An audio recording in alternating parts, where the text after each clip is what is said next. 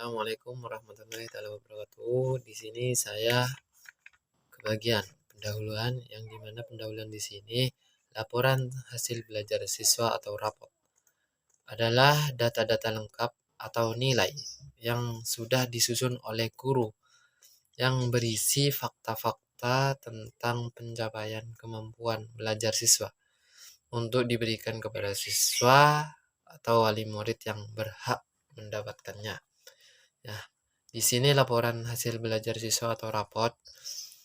Tugas seorang guru di sekolah tidak hanya mengajar, membimbing, dan menilai pembelajaran saja. Akan tetapi, seorang guru juga diharuskan membuat laporan resmi guru kepada kepala sekolah dan wali murid atau siswa sendiri. Assalamualaikum warahmatullahi wabarakatuh. Saya Roratul Jannah. Di sini saya kebagian menjelaskan standar penilaian pendidikan diambil dari penilaian autentik, yakni mengambil dari 3 ranah. Yang pertama ranah pengetahuan, yang kedua ranah sikap, dan yang ketiga ranah keterampilan. Yang pertama di sini ranah pengetahuan. Pada ranah pengetahuan ini, penilaian dilakukan dengan berbasis tes umumnya, dilakukan untuk menilai dan mengukur aspek kognitif siswa, yaitu penguasaan materi ajar sesuai dengan tujuan pembelajaran. Sumber penilaiannya dapat diambil dari nilai ulangan harian, UTS maupun UAS. Lebih jelasnya, yang termasuk pada penilaian pengetahuan di sini adalah yang pertama, tes tulis. Pada kegiatan tes tulis biasanya berupa pemberian soal yang tertulis baik berupa pilihan ganda, isian, uraian, dan lain-lain. Setiap jenis penilaian ini memiliki kelebihan dan kelemahan. Misalnya, kelebihan dari tes pilihan ganda memiliki kelebihan unsur objektivitas yang tinggi, dapat melingkupi cukup banyak materi yang telah dipelajari siswa dan mudah dalam mengoreksinya.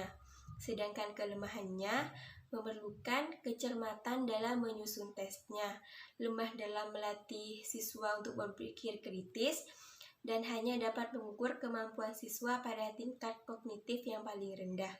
Kelebihan penilaian dengan jenis tes dalam bentuk uraian adalah lebih mudah dalam mengembangkannya dan memancing siswa untuk dapat mengembangkan cara berpikir serta melatih kemampuan berpikir kritis.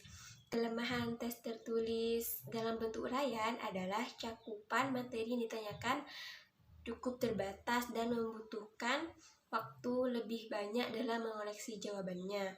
Yang kedua, tes lisan. Pada ranah ini biasanya guru memberikan pertanyaan secara langsung dengan lisan dan siswa menjawab dengan cara yang sama, yaitu menggunakan lisan. Penilaian ini dilakukan dengan kuis dan tanya jawab. Yang ketiga, penugasan. Di kegiatan penugasan ini biasanya guru memberikan tugas dalam bentuk individu atau kelompok, baik di dalam sekolah maupun di rumah. Yang kedua yaitu ranah sikap. Sikap bermula dari perasaan yang terkait dengan kecenderungan seseorang dalam merespon sesuatu atau objek. Penilaian kompetensi sikap dalam pembelajaran merupakan serangkaian kegiatan yang dirancang untuk mengukur sikap peserta didik sebagai hasil dari suatu program pembelajaran. Penilaian sikap biasanya dilakukan dengan cara guru mengamati tingkah laku peserta didik saat berada di lingkungan sekolah, baik sikap dalam berinteraksi kepada teman, kepada guru, dan yang lain. Kegunaan utama penilaian sikap sebagai bagian dari pembelajaran adalah refleksi, cerminan, pemahaman, dan kemajuan sikap peserta didik secara individual. Penilaian sikap dibagi menjadi 2, yakni sikap sosial dan sikap spiritual. Dalam sikap spiritual, penilaian ditujukan pada karakter siswa dalam menjalankan agamanya. Sedangkan pada sikap sosial mencangkup sikap demokratis, bertanggung jawab, dan saling menghargai perbedaan. Pada akhir semester, guru mata pelajaran dan wali kelas berkewajiban melaporkan hasil penilaian sikap, baik sikap spiritual dan sikap sosial secara integratif. Laporan penilaian sikap dalam bentuk nilai kualitatif dan deskripsi dari sikap peserta didik untuk mata pelajaran yang bersangkutan dan antar mata pelajaran. Dan yang ketiga di sini ranah keterampilan. Ranah keterampilan diperoleh melalui aktivitas mengamati, menanya, mencoba, menalar, menyaji, dan mencipta. Adapun macam-macam teknik kompetensi penilaian keterampilan adalah yang pertama, penilaian praktek, yang dimana penilaian praktek di sini menuntut respon berupa keterampilan melakukan sesuatu aktivitas atau perilaku sesuai dengan tuntutan kompetensi.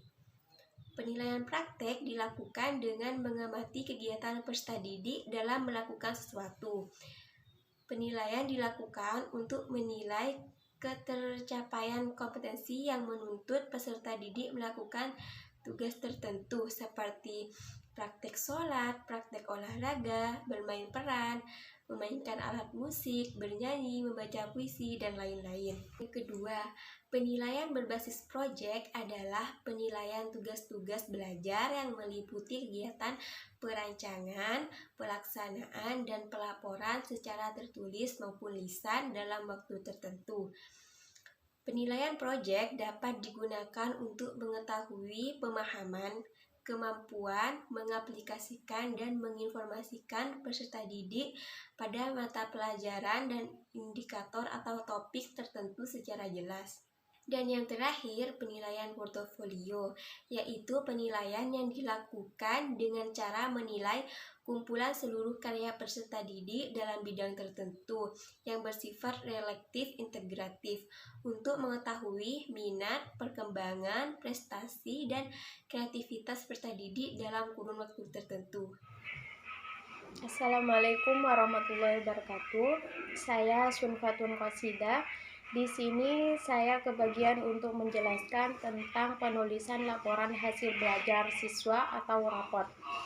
Nah, pada penulisan laporan hasil belajar siswa itu biasanya ditulis dengan angka, huruf, predikat, dan deskripsi. Di mana dalam penulisan raport, angka biasanya menggunakan skala 4. Nah, sebenarnya pada skala itu ada dua macam, yaitu skala 100 itu biasanya digunakan untuk skor mentah atau nilai yang memang dihasilkan oleh anak itu sendiri, artinya nilai yang belum dibagi atau belum dirumuskan. Nah, untuk skala 4 ini nilai yang sudah merupakan nilai akhir, nilai yang sudah dirumuskan, dibagi sesuai dengan rumus yang telah ditentukan oleh sekolah tersebut. Untuk huruf itu biasanya ditulis dengan dari A sampai D, yang dimana itu nilai A merupakan nilai yang sudah sangat bagus, dan nilai C, B itu baik, C itu cukup, dan D itu masih kurang. Sedangkan predikatnya itu dituliskan dengan kata sangat baik, dan cukup, serta kurang. Nah, untuk lebih jelasnya bisa diperhatikan di PPT, penulisannya di tabel itu sudah jelas ya. Misalkan di situ ada bahasa Indonesia mendapat angka 90. Nah, itu merupakan angka akhir atau angka yang sudah telah dirumuskan atau dan huruf itu kenapa di situ tertulis A, karena angka dari 85 sampai 100 itu merupakan angka yang sudah mendapat huruf A. Artinya predikatnya itu sudah sangat baik, dan di deskripsi itu merupakan penjelasan dari hasil angka, huruf, dan predikat. Jika angkanya itu 65,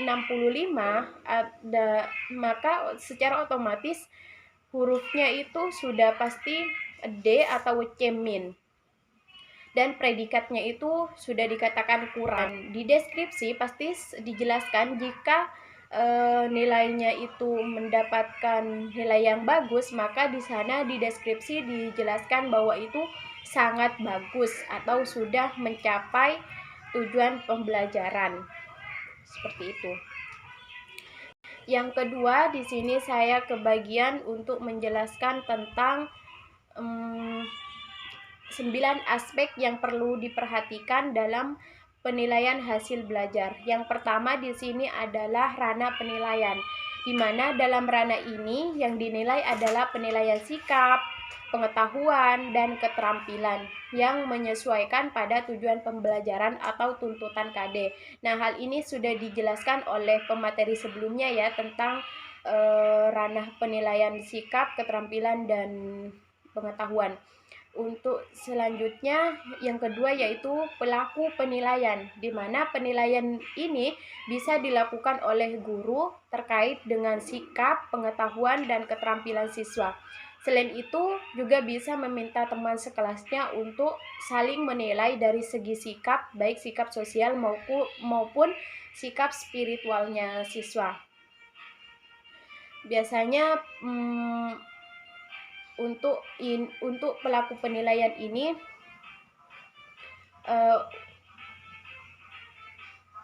pada ranah pengetahuan itu guru yang menilai, dan pada ranah sikap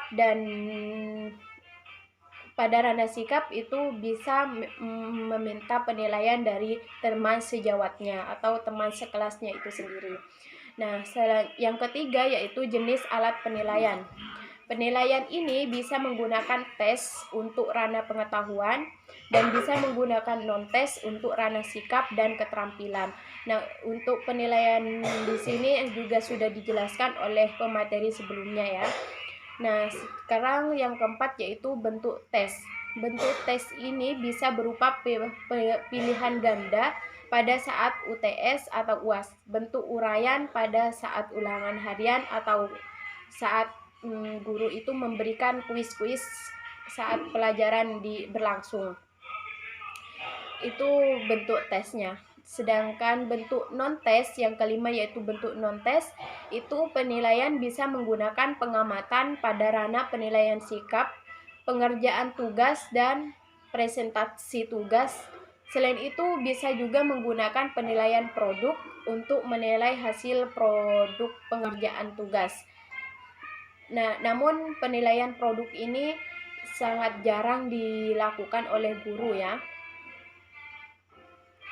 Kemudian yang keenam yaitu bentuk laporan hasil belajar.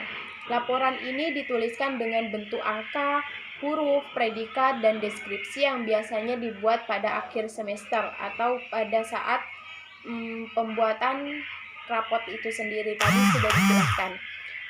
Yang ketujuh yaitu skala penilaian. Nah, di sini juga tadi sudah saya singgung bahwa skala penilaian itu ada dua, yaitu skala penilaian 100.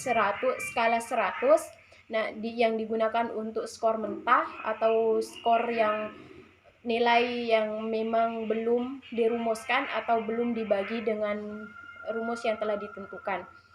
Kemudian di sini ada skala 4 yang digunakan untuk pelaporan atau penulisan raport. Namun perubahan nilai dari skala 100 ke skala 4 harus sesuai dengan rumus yang telah ditentukan oleh sekolah. Kemudian waktu penilaian.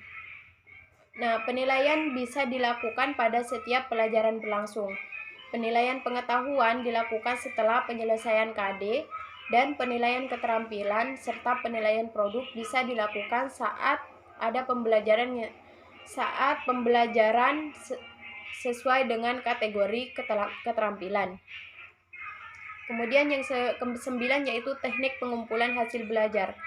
Nah, pengumpulan penilaian hasil belajar dilakukan dengan mengamati keaktifan siswa baik dari pelaksanaan pembelajaran tes tulis, penilaian portofolio, dan penilaian produk. Mungkin hanya itu dari saya. Kurang lebihnya mohon maaf. Wassalamualaikum warahmatullahi wabarakatuh. Kesimpulan, ada 3 hal penting yang perlu diperhatikan oleh seorang guru dalam menyusun laporan hasil belajar siswa atau rapot siswa. Di antaranya adalah penilaian dalam hal pengetahuan siswa, keterampilan, dan sikap siswa. Penilaian ketiga ranah ini harus menyesuaikan pada tujuan pembelajaran atau tuntutan KD dengan aturan penilaian. Angka biasanya menggunakan skala 4. Huruf ditulis dari A sampai D, sedangkan predikat dituliskan dengan kata sangat, baik, baik cukup, dan kurang.